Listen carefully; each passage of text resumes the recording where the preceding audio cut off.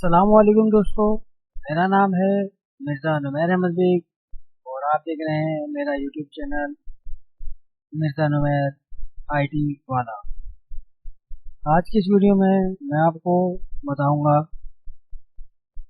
कि इंस्टाग्राम पे स्क्रॉलिंग करते वक्त मेरी नज़र से गुजरा OKX P2P invite a friend and earn a share of 5000 USD।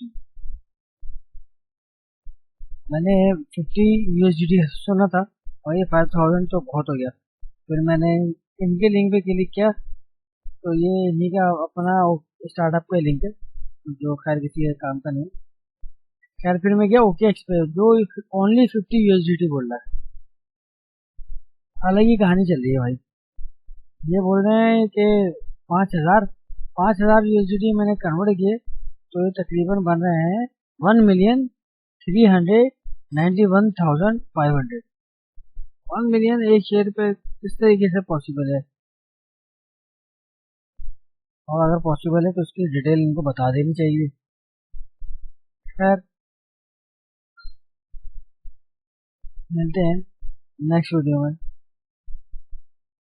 और मैं आपको इसका लिंक भी शेयर कर दूंगा OKX का, जो कि ओनली 50 USDT आपको मिलेंगे, इससे ज़्यादा नहीं मिलेंगे।